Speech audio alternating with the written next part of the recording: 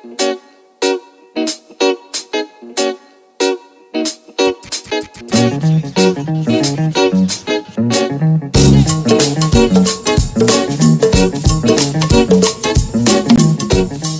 y'all, it's me again, Sister Got About It.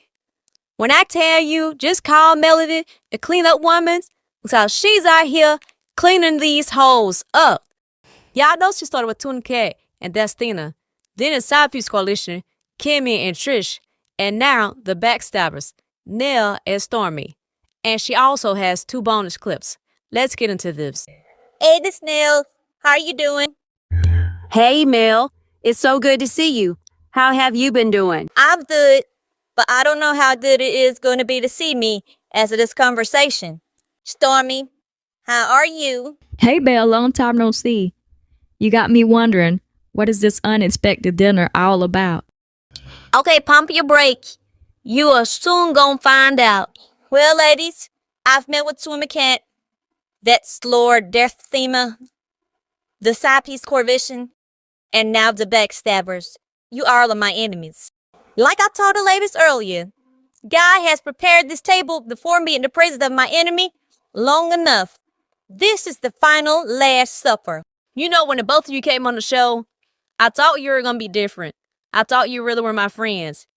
But at the end of the day, like Maya Angelou said, when they show you who they are, believe them. Melody, I can't believe that you are sitting here in my face calling me a backstabber. Miss Mel, no, you have really disappointed me. Because at this big AARP car age, you have said time and time again that we are friends. We're friends, yet you have been a backstabber to me. Melody, what do you mean? I was your friend. I am your friend. You said it right the first time. You was my friend. As couples, we would hang together, we would laugh together, we would just cry together and just have so much fun. But before you became a full-time cast member, you were truly my friend. But now that old saying, ain't no fool like an old fool, that's you. Miss Nell, the way you were whining and crying about being a mentor as if you was getting a check. First of all, you need to sweep around your own front door before you try to sweep around mine. You have kids over there you need a mentor. You have them going to jail, having mental issues themselves. And let's talk about your stepdaughter. She is doing a 20-part series about how horrible her dad and her stepmama is. So you need to get that together before you try to mentor anybody. What type of mother are you to let an old, fluid-out cougar pass around whore like Dustina to date your son? Mel, now you're going too far. My son is grown. I cannot help who he likes. No, I don't like him being with Dusty, but there's nothing I can do. Miss Nell, let's look at this. Let's look at the word mentor. Mentor, advise, or train someone, especially a younger colleague. Both trainees were expertly mentored by a site supervisor. Okay, let's look at the word counselor. Counselor, a person trained to give guidance on personal, social, or psychological problems. A marriage counselor. You were my counselor with me and my baby daddy. You were not my mentor. Okay, listen to the definitions. Maybe I was a counselor and not a mentor. I apologize. So looking at the definitions, you were a supposedly counselor, which you did a bad job at because me and my baby daddy are no longer together. You wanted me to be that fool that you were to stay there with him because you waited for Fletcher for over a year. But it's a different story.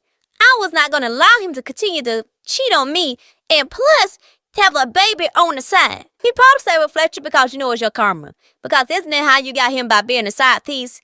I might should have put you in a side piece coalition because you are a backstabbing side piece. I am not a side piece. And you, Stormy, since you think everything is so funny over there, you are up next.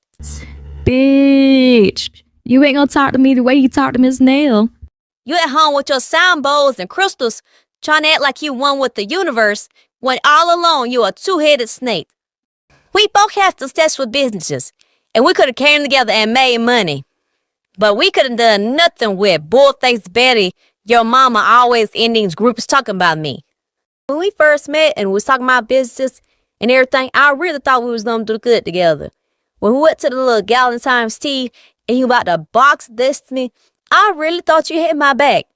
But then when I go on sabbatical like I do all the time, during the breaks, you get mad and come back. You were only trying to find a reason to be mad. Because when I tried to slam you, you didn't listen. You reached out to me. I didn't reach out to you. And then you didn't tell me that you knew my baby daddy and his brace-faced baby mama because you knew you wouldn't have been on this show. Melody, I think you're just jealous of me. Let me make this clear. I would never be jealous of anybody that made eggs and roast repellent. Out of Crisco on and vegetable on. Stormy, one of your biggest downfall is going to be say the strongest warrior, your mama. She's always talking about me working at my house. I work smarter, not harder. You have moved to 3 or 4 buildings.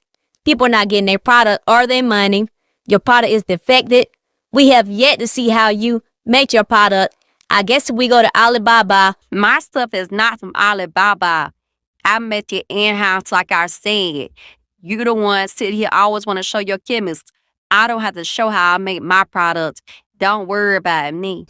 Baby, ain't nobody worried about I can't believe it's not butter. Over there. I like my butter on my bread, not on my body. You really not a good friend because if you were, you would have Destina over there in her broom closet. Say those 4 products that she had.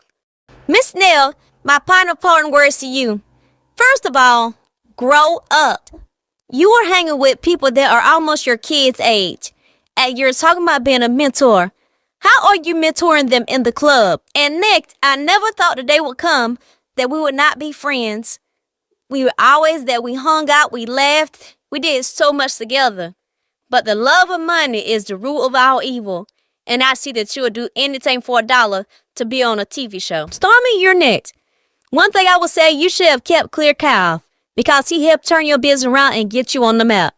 But you have a hood-rich mentality that gives you nowhere in life or business.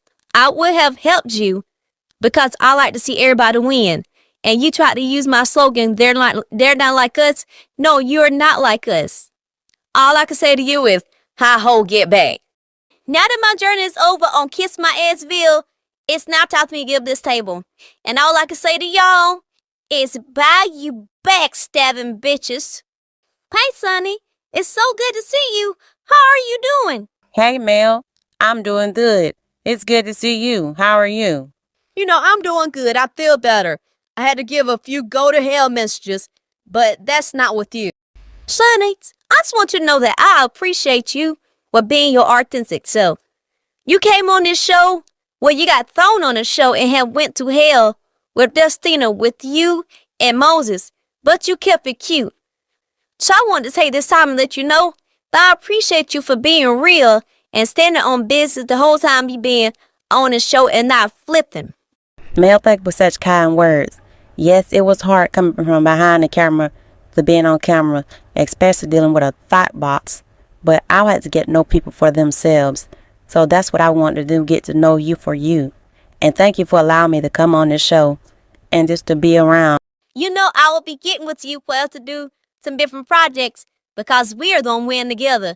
Because one thing, they are not like us. You are definitely right about that. They are not like us and will never be like us. Before I go, I want to give honors to one of the most transparent people that I know, and that's Kiki Jabbar.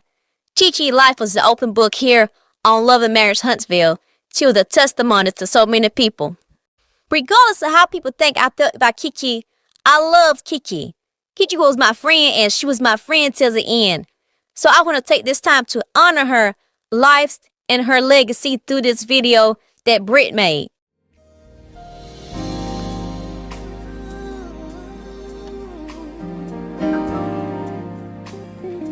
I shall wear a crown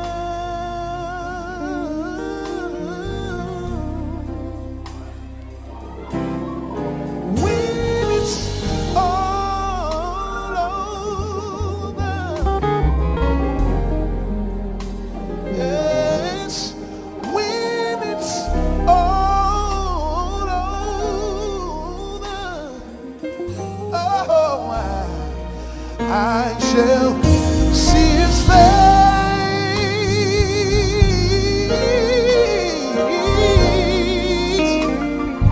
I shall see his face.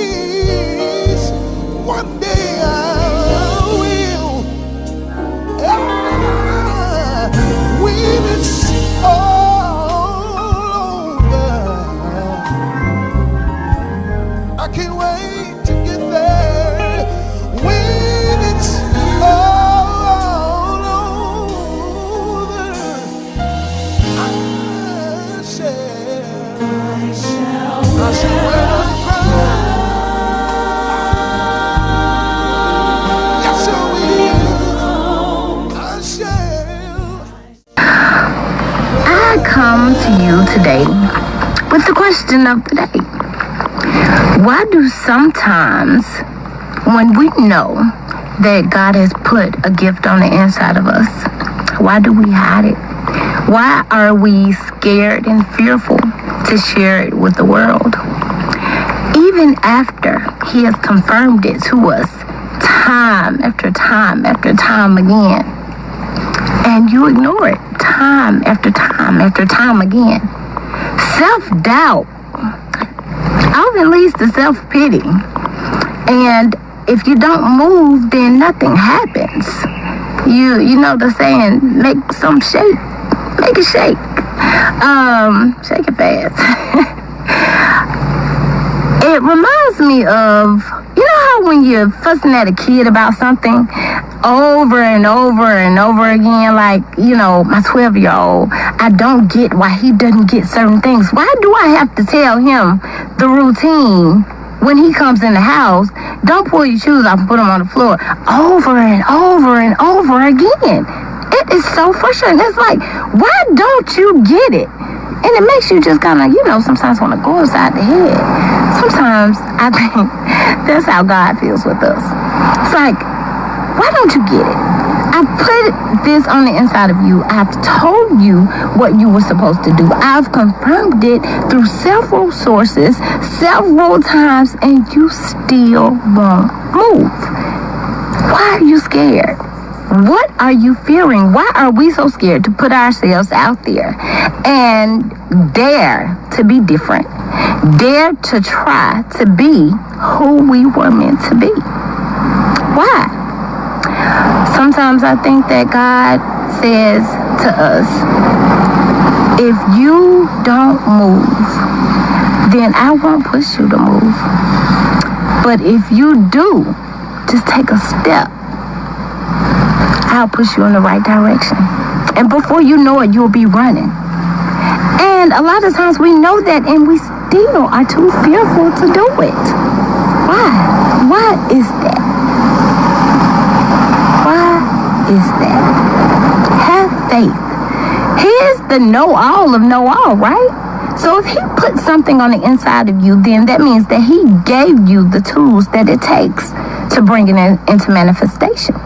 He gave you what it takes. You already have it. You possess it on the inside. You just have to use it. Bring it up. Stir up the gift and use it so that He can bless it. But He can't bless what's not moving. Take a step forward. Have faith. Kiki. Note to self. Have a great evening.